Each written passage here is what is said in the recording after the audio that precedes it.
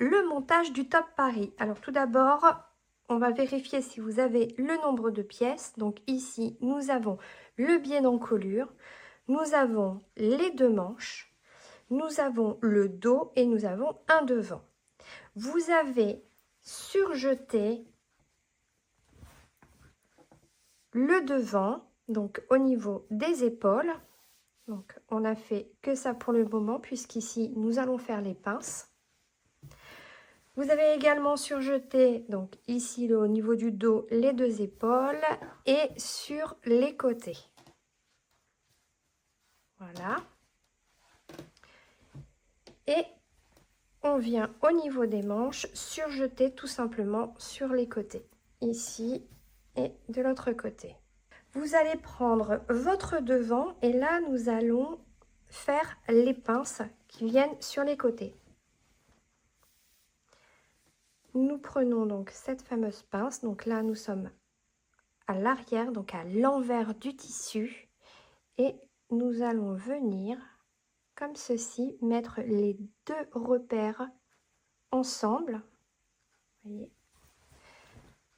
voilà, et ensuite nous allons venir prendre, voyez, la pointe de la pince, voilà les deux repères, et nous allons épingler.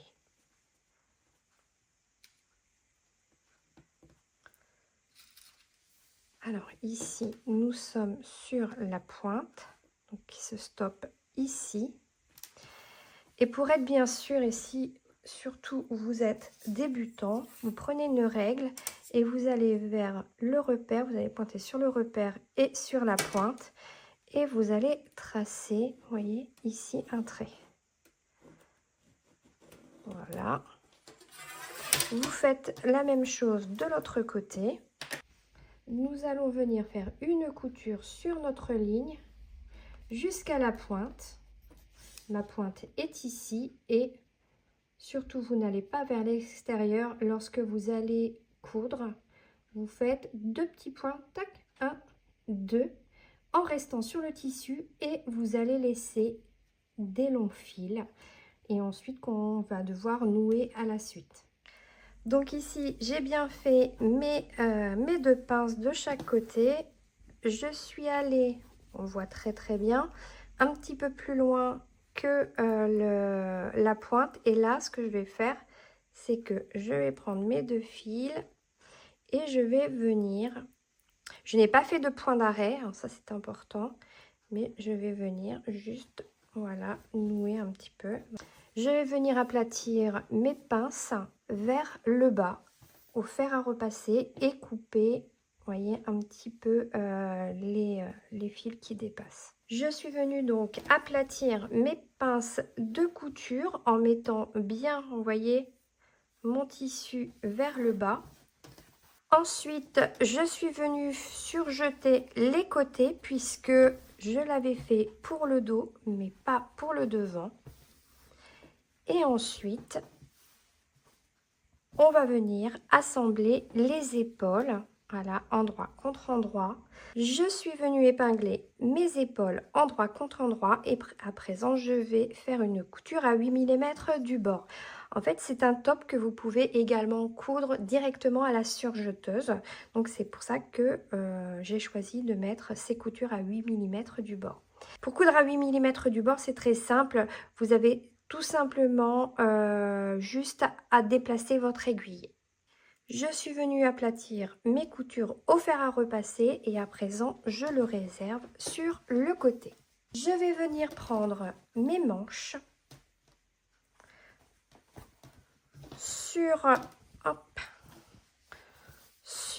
alors ici nous sommes sur l'envers de notre tissu. Je vais venir faire un repli au fer à repasser de 0,5 cm. Donc un premier repli, puis un second repli de 1 cm. Et je vais faire pour cette manche, mais également pour l'autre manche. Une fois que j'aurai fait mes petits replis, je viendrai passer 2 fils de fronce entre mes deux repères qui se trouvent juste ici. Donc un premier fil de fronce à 5 mm du bord et un second fil de fronce à 1 cm du premier. J'ai donc passé mes 2 fils de fronce en prenant pour point donc des points de 4, voilà. Et j'ai espacé de 1 cm. Ici, je suis venue pré-plier, donc à 5 mm du bord et ensuite à 1 cm. À présent, je vais prendre mon devant, ma structure de corps, voilà. Et ici, je vais venir assembler, donc endroit contre endroit. Donc on repère l'endroit et l'envers du tissu. Donc là, moi, je suis bien sûr l'endroit et l'endroit. Donc on va venir, tac, basculer. On prend le milieu, vous voyez, où vous avez mis normalement un repère. Et vous allez épingler, donc le milieu de la manche, comme ceci. Et ensuite, vous avez un repère ici, un autre repère ici, que vous allez mettre, vous voyez, moi, mon repère est ici et l'autre est ici. Hop, voilà. Et donc, je vais venir froncer. Donc, ce sera la tête de manche. C'est parti. Hop, on ressort bien les fils de fronce. Donc, je prends mes repères. Comme ici, je mets une épingle. Je fais la même chose de l'autre côté. Donc, comme ici. Je mets une épingle. Et je vais venir froncer. Donc voilà, ça donne ceci. Voilà. Je prends les 2 fils de fronce. Pas ceux du dessous, mais ceux du dessus. Et je vais tirer. Donc voilà. Donc j'égalise bien. Hop, je viens fixer mon fil pour qu'il ne se détende pas. Et je fais la même chose de l'autre côté. Vous voyez, ça va faire une jolie tête de manche. Et je vais venir fixer, voilà, cette partie-ci à toute la manche. Et je vais venir coudre à 8 mm du bord. Et je fais ça, je répète exactement la même chose de l'autre côté. Donc ici, j'ai cousu mes manches. À présent, je viens retirer les fils de fronce. J'ai retiré les fils de fronce. À présent, je vais venir surjeter. Je suis venue surjeter donc les têtes de manche des deux côtés. Et à présent, je vais venir prendre la manche et, vous voyez, le côté de la blouse. Et je vais venir mettre des épingles et assembler à 8 mm du bord. Alors attention, on prend les deux intersections donc des coutures. On va venir basculer une première couture d'un côté. Hop, on vient ici et on bascule l'autre couture de l'autre côté afin d'éviter les épaisseurs. Et on vient mettre une épingle.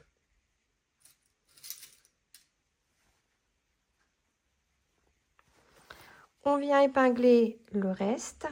Donc ici, c'était les pré-plis que j'avais réalisés. Donc on les déplie cette fois-ci. Et on vient mettre des épingles. Hop. Voilà. Et sur le côté de la blouse. On fait ça des deux côtés. Donc voilà.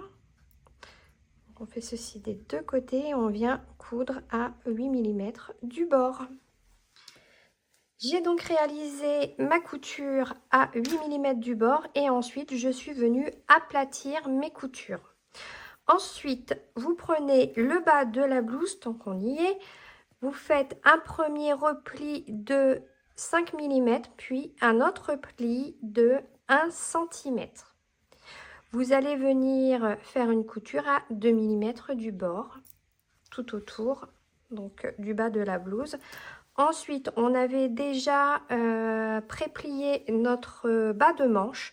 On va refaire notre pli et on va venir faire une piqûre à 2 mm du bord, voire 1 mm si vous réussissez. Alors, à présent, nous allons réaliser donc notre biais d'encolure. Hop. Pour cela, nous allons prendre le biais, un biais pré-plié ou alors un biais comme ici que l'on peut faire soi-même. Pour cela, il vous faut une matrice et il vous faut donc votre biais. Vous allez passer votre bande de biais donc, et un fer à repasser bien sûr. Vous allez passer votre bande de biais à l'intérieur comme ici. Hop, ça repasse. Et là, ce que vous allez faire, hop, on est ici. Vous allez prendre votre fer à repasser et au fur et à mesure, vous allez repasser votre biais. Donc, ça donne ceci. Donc, ça forme forcément un biais. Et on va venir l'épingler endroit contre endroit. Hop, moi, je commence par le dos. Et on va venir, comme ici, épingler notre biais tout autour. Alors à présent, nous arrivons comme ceci. Ce que vous allez faire, c'est couper votre biais hop, droit. Ensuite, vous allez venir plier comme ceci sur l'angle. Voilà. On va venir prendre cette partie en la dépliant et on va venir, vous voyez, suivre tout simplement la ligne. On va faire un repère avec notre ongle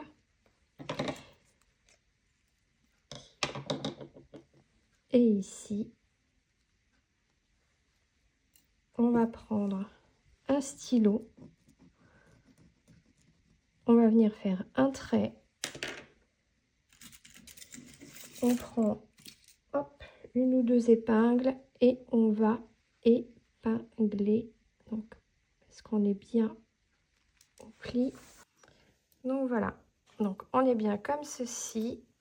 Hop, on va venir prendre une épingle, voilà,